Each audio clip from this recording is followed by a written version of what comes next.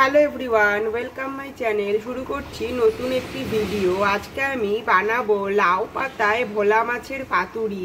এই রেসিপিটি অসাধারণ টেস্টের। যদি ভিডিওটি শেষ পর্যন্ত না দেখো তাহলে কিন্তু এর টেস্টটা বুঝতেই পারবে না। ভোলা মাছের পাতুরি বানাবো, সেই জন্য আমি এখানে 6টা মতো ভোলা মাছ নিয়ে নিয়েছি আর মাছগুলোকে ভালো করে কেটে ধুয়ে পরিষ্কার করে নিয়েছি।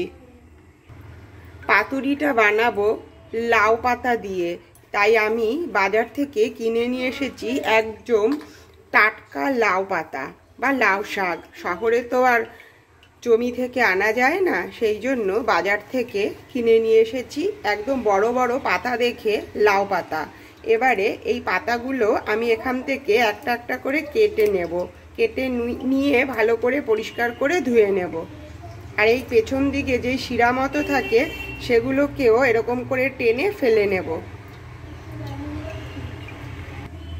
এখানে 7-8টা মতো লাউ পাতা নিয়ে নিয়েছি আর পাতাগুলো বেশ বড় বড় সাইজের নিয়েছি। এবারে এগুলো ভালো করে জল দিয়ে ধুয়ে আমি পরিষ্কার করে নিচ্ছি। একদম গোটা গোটাই পাতা নেব।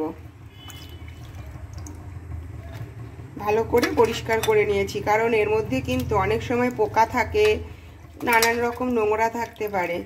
সেগুলো যাতে না থাকে সেই জন্য ভালো করে ধুয়ে পরিষ্কার করে নিলাম। অনেকগুলো পাতাই নিয়েছি আর পাতাগুলো কিন্তু গোটা গোটাই রাখবো।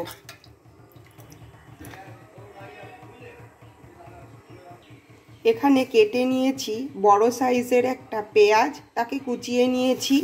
5-6টা রসুনের কোয়া নিয়েছি আর চয়েস মতো ঝাল নিয়েছি। কাঁচা লঙ্কা আর শুকনো লঙ্কাকে মিশিয়ে নিয়েছি। কড়াই গরম করে বেশ কিছুটা তেল দিয়ে দিলাম।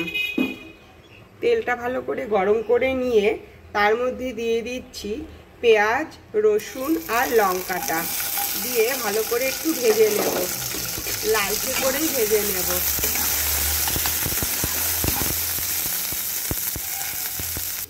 এইদিকে একটা মশলা বানাবো, সেই জন্য 1 চামচ কালো সর্ষে, 1 চামচ সাদা সর্ষে আগে শুকনো খোলায় সামান্য একটু নুন দিয়ে এটাকে একটু পেস্ট করে নেব।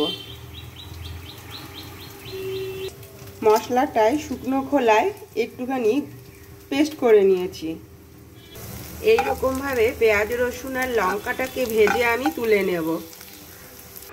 এই রকমভাবে নামিয়ে নিয়েছি আর এটাকে একটু ঠান্ডা করে নেব। পেঁয়াজ রসুনটা ঠান্ডা হওয়ার পর এইখানে শুকনো খোলায় যে আমি সর্ষেটাকে গুঁড়ো করে রেখেছিলাম তার মধ্যে এই পেঁয়াজ রসুনগুলোকে একসঙ্গে দিয়ে দিলাম। দিয়ে সামান্য একটুখানি জল দিয়ে এটাকে পেস্ট করে নেব। এবারে এটাকে আমি পেস্ট করে নিচ্ছি। এইদিকে পেস্টটা কিন্তু আমি রেডি করে নিয়েছি। এই রকম একটা পেস্ট বানিয়ে নিয়েছি। এবারে নেব একটা বড় পাত্র। এই রকম একটা বড় পাত্র নিয়েছি আর তার মধ্যে এই পেস্টটাকে আমি দিয়ে দেব।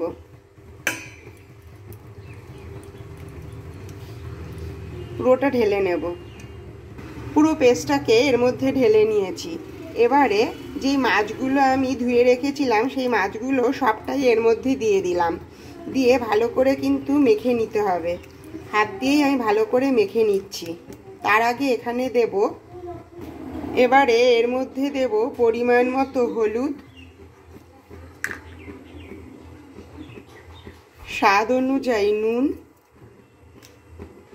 খুব সামান্যই একটা ভাজা মশলা আর ওপর দিয়ে দেব কাঁচা সর্ষের তেল। দিয়ে এটাকে ভালো করে মেখে নেব মাছগুলোর সাথে। মাছগুলো কিন্তু ভাজা নেই, পুরো কাঁচাই রয়েছে। এরকম কাঁচাই কিন্তু রান্নাটা হবে। ভালো করে মেখে নেব, পুরো মাছগুলোর সঙ্গে যেন খুব ভালো করে মিশে যায়। কারণ নুন হলুদটা ভালো করে না মিশলে কিন্তু টেস্ট আসবে না, সেই জন্য ভালো করে এর সঙ্গে মিশিয়ে নেব। এই রকমভাবে খুব ভালো করে ম্যারিনেট করে নিয়েছি মশলাটা দিয়ে। যে কড়াইটায় আমি পেঁয়াজ রসুনটা ভেজেছিলাম সেই কড়াইটার মধ্যেই আমি লাউ পাতাগুলো একটা একটা করে বিছিয়ে দেব।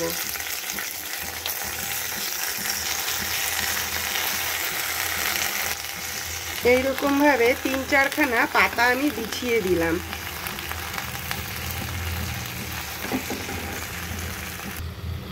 চার পাঁচটা পাতা আমি কড়াইটার মধ্যে বিছিয়ে দিলাম। এবারে যে মাছগুলোকে আমি ম্যারিনেট করে রেখেছিলাম, মাছগুলোকে একে একে এই পাতার ওপরে বিছিয়ে দেব।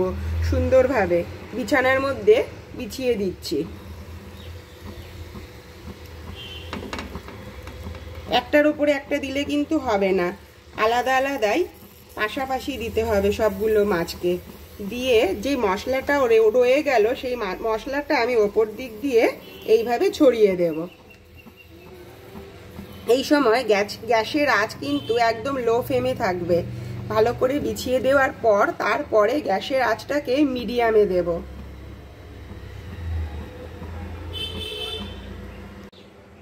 এইভাবে পুরো মশলাটা দেওয়ার পর মশলার বাটিটা ধুয়ে এই সামান্য মশলা থেকে যাচ্ছে, সেই জন্য খুব সামান্য একটু জল ওপর দিয়ে দিলাম সাইড দিয়ে। এবার এই ওপরে আরো কয়েকটা পাতা রেখে দিয়েছিলাম, সেই পাতাগুলোকে আবার দিয়ে দেব। ভালো করে দিয়ে ঢাকা দিয়ে দেব যাতে মাছগুলো বেরিয়ে না থাকে, সেই জন্য আরো কতগুলো 4-5টা পাতা দিয়ে মাছটাকে পুরোই ঢেকে দেব। এরকম ভাবে ঢাকা রইল। এবারে ঢাকা চাপা দিয়ে দেব, দিয়ে 10 মিনিট এইভাবে রেখে দেব, দিয়ে তৈরি করব। গ্যাসের আঁচটা মিডিয়ামে দিয়ে গ্যাসটা এইভাবে রেখে দিচ্ছি। এবার 10 মিনিট পর ঢাকনাটা খুলবো। খুলে এটাকে এবার একটু এপিঠ থেকে ওপিঠ উল্টে দেব। এইভাবে হালকা করে ধরে এটাকে একটু উল্টে দেব। এইভাবে উল্টে দিলাম, দিয়ে যে দিকটা বেরিয়ে রয়েছে আবার একটু ঢাকনাটার এই পাতাগুলোকে হালকা করে দিয়ে রেখে দেব। দিয়ে আবার একটু ঢাকা চাপা দিয়ে রেখে দেব যাতে দুপিঠই ভালো করে সেদ্ধ হয়। এইবারে ঢাকাটা খুলে পরিবেশন করে দেব। এই রকম ভাবেই তৈরি হয়ে গেছে ভোলা মাছের পাতুরি। ওপর থেকে একে একে পাতাগুলোকে এইভাবে সরিয়ে দেব। আর মাছগুলো কিন্তু এইভাবেই পুরো গোটা গোটাই রয়েছে। এই পাতাগুলোও কিন্তু আমরা ভাতের সাথে খেয়ে নেব, কারণ লাউ পাতা খেতে কিন্তু দারুণ লাগে। পাতাটাও ভাপা হয়ে গেছে। এইভাবে নামিয়ে নিচ্ছি।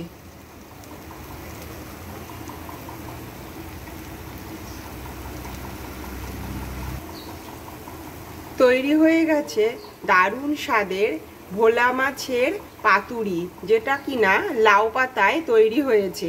দারুণ টেস্টের এই রেসিপিটি সকলে একবার অবশ্যই ট্রাই করো। যদি ভিডিওটি ভালো লেগে থাকে অবশ্যই লাইক, কমেন্ট, শেয়ার আর সাবস্ক্রাইব করো। দেখা হবে আবার next video. Take care, bye bye, thank you.